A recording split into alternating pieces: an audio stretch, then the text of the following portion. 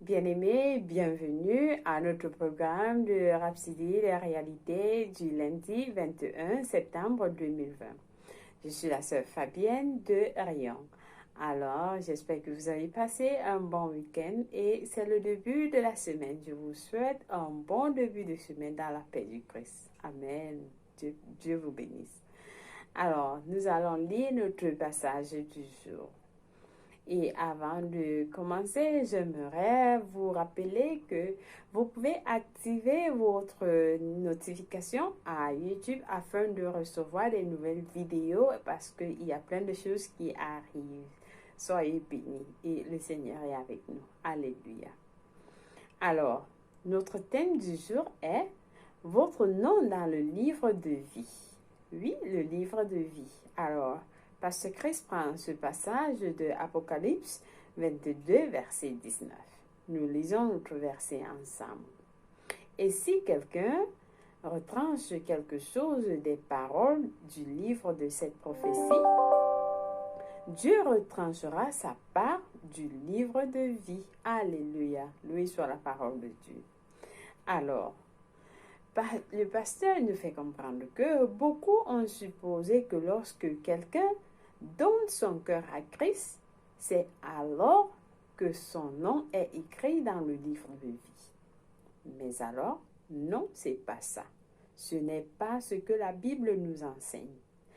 La Bible nous dit, il n'est jamais question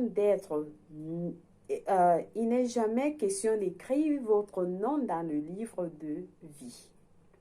Le problème est d'être retiré du livre de vie. Donc, il n'est pas question d'écrire votre nom dans le livre de vie, mais par contre, le problème est d'être retiré, que votre nom soit retiré du livre de vie. Donc, nous voyons, le pasteur nous montre dans Exode 32, verset 32, que Moïse a dit à Dieu, « Efface-moi, je te prie, de ton livre que tu as écrit. » Alléluia. Donc, Moïse connaissait le livre de vie. Ce n'est pas le livre dans lequel votre nom est écrit lorsque vous êtes né de nouveau, pas du tout, car Moïse n'était pas né de nouveau. Alors, qu'est-ce que le livre de vie?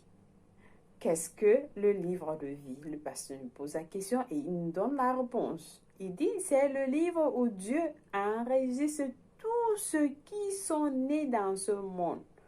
Oui, tous ceux qui sont nés dans ce monde, Dieu a un livre dans lequel il les enregistre. Il enregistre les noms de tout le monde. Donc, c'est ça le livre de vie. Alors, en relisant notre verset d'ouverture, c'était un avertissement pour tout le monde. C'est un avertissement pour tout le monde que Dieu a dit cela. Le plan de Dieu à l'origine était d'avoir chacun de nous individuellement avec lui. La Bible nous dit dans 2 Pierre 3, verset 9, ne veut qu'aucun, c'est-à-dire Dieu ne voulait qu'aucun périsse, mais que tous arrivent à la repentance. C'est ce que la Bible nous dit. Le feu éternel n'a jamais été préparé pour les êtres humains selon Matthieu 25, verset 41. Le feu n'a jamais été préparé pour les êtres humains, pour les enfants de Dieu, pour les êtres, mais ça a été préparé pour Satan et ses agents. Oui, c'est pour Satan et ses agents. Mais alors, selon l'avertissement que Dieu nous a donné, mais Dieu a donné à l'homme le pouvoir de choisir. Dieu nous a donné le pouvoir de choisir. Vous choisissez la vie ou la mort. Vous choisissez les bénédictions ou les malédictions. Vous avez ce choix. Il vous a donné le choix. Et c'est à chacun de faire son choix. Et tout cela Le choix de chacun vient avec des conséquences. Donc, quiconque ne trouve finalement pas son nom dans le livre de vie devrait se blâmer lui-même. Tous ceux qui ne trouvent pas leur nom dans le livre de vie doivent se blâmer, doivent être responsables de leurs conséquences. Et c'est comme ça.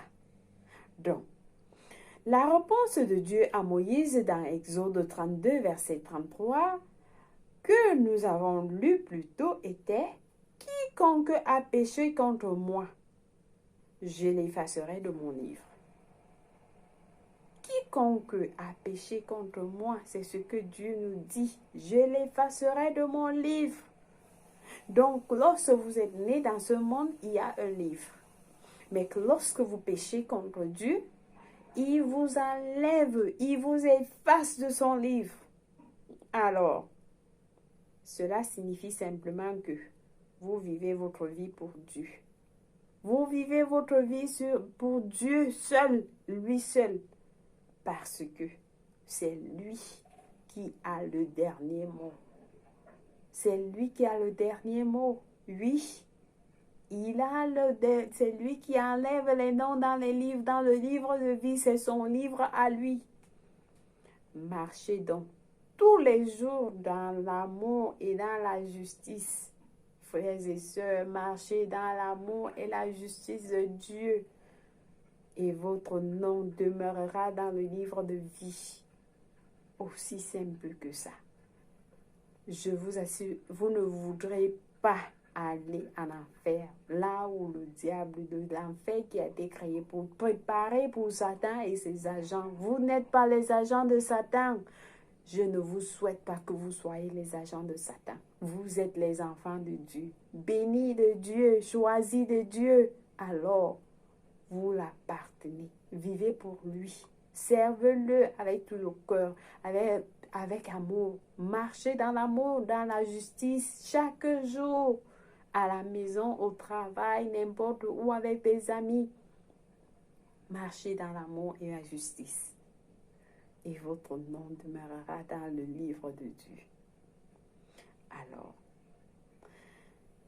vivez une vie qui glorifie Jésus-Christ. Une vie qui glorifie Jésus-Christ chaque jour. 2 Corinthiens 5, verset 15 nous dit « Et qu'il est mort pour tous, afin que ceux qui vivent ne vivent plus pour eux-mêmes, mais pour celui qui est mort et est ressuscité pour eux. » Jésus-Christ est mort pour nous. Il est mort pour nous tous, dont nous ne nous appartenons plus. Nous l'appartenons.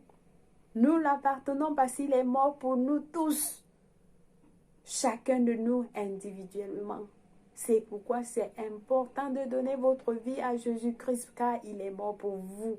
Il a versé son sang pour vous. Son sang justifie. Vous justifie. Son sang vous donne la vie. Alors, qu'est-ce que vous faites, chers frères et sœurs? Où sont vos cœurs? Donnez vos cœurs à Jésus-Christ. Donnez vos cœurs à Jésus-Christ, c'est important, les temps sont courts. Je vous rappelle ceci tout le temps, nous sommes dans les derniers moments, lisez la Bible. Vous allez comprendre que nous n'avons plus assez de temps. Si vous connaissez quelqu'un qui n'a pas encore donné sa vie à Christ, je vous en prie, demandez-lui de suivre cette vidéo ou bien les autres vidéos. Partagez ces vidéos afin que tous soient sauvés, parce que c'est le plan et la volonté de Dieu que tous les hommes soient sauvés. Alors, vous êtes bénis si vous le faites déjà. Merci, merci vraiment, merci pour ce message d'aujourd'hui. Si vous avez des questions, si vous n'avez pas compris quelque chose, je vous en prie, écrivez-moi, je vais vous expliquer plein de choses. Vous êtes bénis. Et j'espère que vous avez été édifiés aujourd'hui avec la parole de Dieu. Alors, nous passons à notre prière du jour. Nous prions. Père fidèle et juste, merci pour le privilège d'être un témoin de ta puissance salvatrice. Je prie pour les âmes du monde entier aujourd'hui pour recevoir ta parole et être convertis. Aussi, je déclare que mes œuvres dans le royaume et ma marche avec toi soient purifiées par ton esprit. Pour ta gloire, au nom de Jésus-Christ. Amen. Loué soit Dieu. Alors, nous avons des études approfondies sur Ésaïe 50, verset 7 de la version TLB, ou Marc 10, verset 29 à 30 et Apocalypse 3, verset 5. Pour la lecture biblique de 1 an, vous pouvez lire Galates 5, verset 16 à 26 et Ésaïe 6 à 8. Aussi, pour ceux qui ont préféré lire la Bible pour 2 ans, vous pouvez lire 1 Timothée 5, verset 11 à 18 et Jérémie 39. Alors, nous passons à la partie la plus importante, c'est-à-dire la prière du salut. Nous prions ensemble, comme j'ai dit, si quelqu'un n'a pas encore donné sa vie en Christ, je vous invite à prier cette prière avec moi. Alors, Dieu va vous écouter. Priez avec tout votre cœur et Dieu va vous écouter. Alléluia, nous prions. Nous disons, ô Seigneur Dieu, je crois en Jésus-Christ, Fils du Dieu vivant. Je crois qu'il est mort pour moi et Dieu l'a ressuscité des morts. Alors je confesse de ma bouche que Jésus-Christ est le Seigneur de ma vie. Par lui et en son nom, j'ai la vie éternelle. Je suis né de nouveau. Merci Seigneur d'avoir sauvé mon âme. Alors Seigneur Jésus, je t'invite à venir habiter dans mon cœur. Ôte de moi tout ce qui n'est pas de toi, toute impureté, toute addiction, toute maladie qui n'est pas de moi. Ôte cela de moi. Je t'invite à prendre abri dans mon cœur. Je suis à toi complètement. Fais de moi ce que tu veux.